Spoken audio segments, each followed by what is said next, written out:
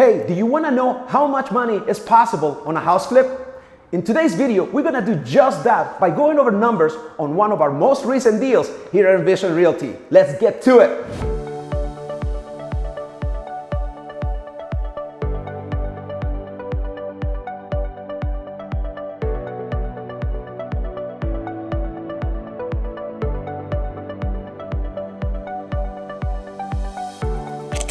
Hey everybody, welcome to my channel. I am your host, Landaverde, real estate agent and investor, helping you build wealth in real estate. If you are thinking about learning how to build passive income and wealth in real estate, you come to the right place. Please subscribe to my channel and don't forget to hit the bell and you'll be notified every time a new video comes out.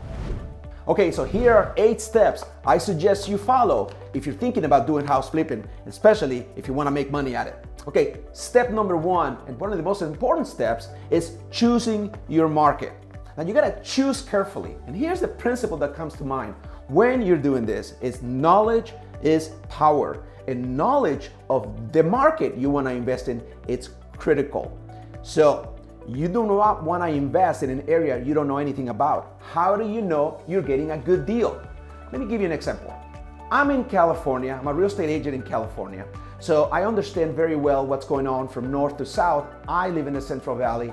I invest in the Central Valley and I help investors in the Central Valley. But I lived in LA for 20 years. Now I know for a fact that last month, this is in 2021, so last month in October, the average selling price per square foot in LA County was $625 per square foot. Do the math. How affordable is housing then? Very, very difficult to find deals like that. However, compare that in the Central Valley that the average square foot last month was $225 a square foot. Do you see the gap? There are definitely some opportunities here. But if you don't understand the market, what you need to understand is also for instance, within Fresno, there are areas where there is a little more nicer areas, and there are areas where they're the working class, where you're gonna have different deals at lower price points. So long as you understand that, you need to do yourself a favor. You need to understand it. Take the time to understand the market, and I would not recommend that you do your first flips outside of where you live. Probably stay within 30 miles from where you live, because you're gonna have to really, you're gonna notice in the next few steps why you need to be local. So choosing your market is number 1. Step number 2 is building your team. Now, there are 4 team members, key players that you need working alongside you. One is a contractor, whoever is gonna do the work on the property, whoever's gonna renovate it, rehab it, and get it ready for you, that it's a key member of your team. Also, a realtor who understands the area so you can get the highest value in your ARV. You're gonna need an escrow officer. Now, if you're in Southern California, escrow and title are separate, but if you're in Northern California, escrow and title can be with the same area. So, but you definitely need an escrow, and you're gonna need a lender. Now, for those of you who are just getting into it, you can actually learn about different lenders by going to your REI groups, but it's a little bit of networking, but you have to have a couple of lenders that you feel comfortable with, that you understand what their programs that they offer, so they can actually help you find, get the deal funded so you can actually purchase it, rehab it, then put it in the market. So step number 2 is building your team. Are you thinking about doing some real estate investing right now?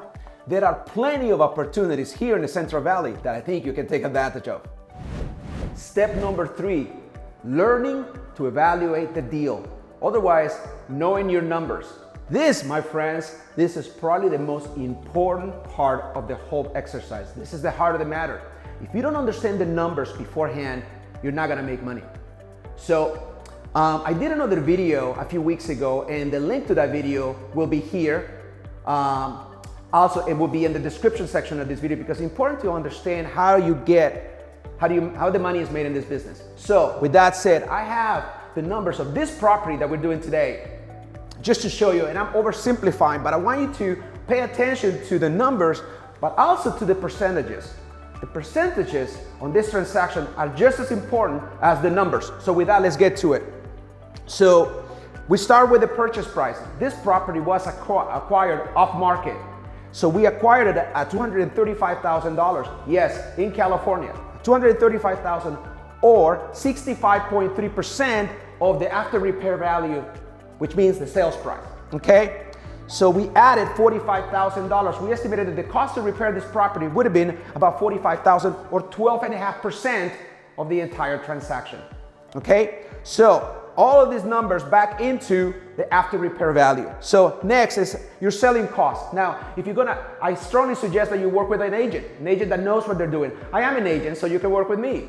So, but there's gonna be some fees paid to the selling agent and to the listing agent. And you're gonna have some closing costs, escrow and related charges. So essentially, there's gonna be some costs associated with selling the price. Usually range about 7%. In this case was $25,092. So in the profit in this deal is $54,908 or 15.3% of the sales price. Now, your ARV is your after repair value. I've done videos in the past when I talked about after repair value and what that means. For practical purposes, this is gonna be equals your sales price. This is how much we listed the property in the market, and it came pretty close to the listing price, and that was 100%.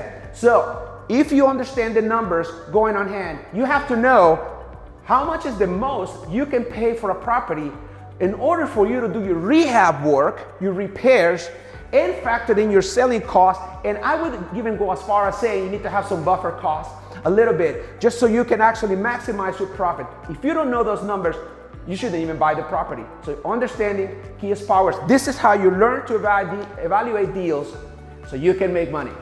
Step number 4, finding a deal. Now there are 3 main ways that you can use to find a deal, and they are through the MLS.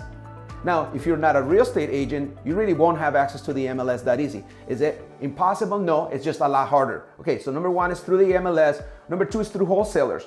And number 3 is to direct seller marketing. Now, earlier I said that if you haven't done this, if you're already an investor, you're already probably doing that, but joining your local REI club in which you actually can network and meet other people who are wholesalers. Wholesalers are the ones who find off-market deals. By the time a deal makes it to the MLS, it's already an active listing. So which means the whole world knows about it, not just you, but every realtor in town probably is gonna know about that property. So an off-market deal is not in the market yet, and the only way you're gonna find that is if you actually have somebody who has actually had a deal in contract with somebody who's thinking about selling a property, but hasn't quite made it official yet. So it's basically off radar. So MLS, wholesalers, or your direct efforts, that's step number 4. Hey, please comment below and let me know about your experiences doing some house flips. I would like to know about the good, the bad, and the ugly, and please share with me. I read and reply to comments every day. Look forward to your comments. Step number 5, buying the home. This is the exciting part. There are 4 ways in which you can buy the home. Number 1, your own cash. Number 2, a traditional 30-year loan. Number 3, hard money lender. And number 4, private money. So let's dive deeper. Your own cash. Now, remember what I said earlier that $625 in LA County versus $225. Now, it's possible to find deals, wholesale deals for $200,000 or even less here in the Central Valley. We're talking about from Bakersfield to Modesto. Then you wouldn't find in the Bay Area or you wouldn't find in LA. Now, your market may be different, but if you actually have a home equity line of credit or cash or a 401k or funds that you can redirect to purchase it, so you can actually buy it, you may be able to buy it yourself, or you may be able to go in with a partner. But you're buying it in cash. Remember, you're still gonna have to fix it up. But you can definitely use your own cash in a market where the prices are lower. A traditional 30-year loan, I recommend this if you're actually gonna probably buy and hold. If you want to do like a vacation rental, if you're near a place where like the Central Coast or a place where people are a vacation destination and you want to use it as a second home, then you can actually get a traditional 30-year second home loan, which you put 10% down. It's definitely feasible, but you have to have the credit score for it, probably at least 680, but you can definitely do that. The problem is you can only have so many second homes before lenders don't like it because there's too many properties in your credit report.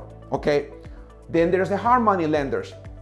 Easier to work with, you can get funded in a couple days, but it's higher rates. We're talking about 8 to 12% APR versus a low threes when you're doing a traditional 30-year rental. And private money, these are high net worth individuals who actually make they just like to lend money for deals, interest-only deals to do fix and flips. There's plenty in every market. So those are the 4 ways.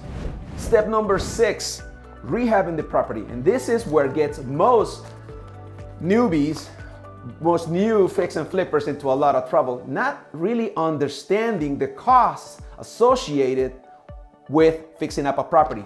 So you may be thinking it's gonna take me $30,000 to fix this home, and it turns to $50,000, it eats away at the profits. So this is when going into a property before you buy it and understanding what is associated in the cost, it's key. So when you're dealing with the actual contractor who's gonna fix up your property, if not you, and I don't recommend you do that, it's dependability, expertise, track record of success, and being at the right price. So at the right prices, this is where we are really, I'm really happy about being part of a team who actually does this for a living. They are experts at finding homes, fixing them up, and selling them. Not only do we fix them, buy them, fix them, and then put them in the market. The whole process we understand very well. So if you're looking for somebody to help you with that in the Central Valley, we would love to do that. But rehabbing the property is really the heart of the matter when it comes to actually doing, and how long it's gonna take you, it's very important. Now, if you estimate that it's gonna take you 3 months and ends up costing you 6 months, well, what's gonna happen, it's gonna eat away at your profit because it's gonna cost money. There's holding costs you have to keep in mind, and I'm keeping this video very simple, but there are holding costs that are gonna matter for every day that you don't have that property in the market. It's gonna affect your return on investment. So rehabbing the property should take you anywhere from 3 to 6 months if you do it right. Now, step number 7 is to list the home. So you're done with the rehab, you got your after repair value, it's gonna be our listing price. Then is when you actually work with a real estate agent to sell it. I do not recommend that you sell the property yourself and have it be for sale by owner. There is a whole amount of effort and science and expertise that goes into selling a house and getting the highest value, and that's where you need to work with professionals, and hopefully you'll give us a chance to work with you. So this is where your realtor jumps in and understanding the CMAs, the comparable market analysis, figure out what is the highest price that we can get in your ARV to list it, and turning around right now where we are in late 2021, it is still a seller's market, but things are starting to cool off, and they're starting to cool off because interest rates are going higher. The higher the interest rates, the less affordability for loans, which means that eventually it's going to turn into a buyer's market, but we're still in a seller's market. There's still very low inventory. So listing the home, if you do that right, and if you price it right now, I wouldn't be surprised if you're getting $20,000, $30,000 over asking price. So, and then number 8 is actually selling your home. So then it's 30-day, 45-day escrow if you priced it right, and then you get paid. Thank you so much for watching my video. I hope it was helpful. For a limited time, I'm giving away my house flipping calculator. A lot of you have downloaded it already. It's really, really helpful. And the link to download it will be down below. It's my gift to you.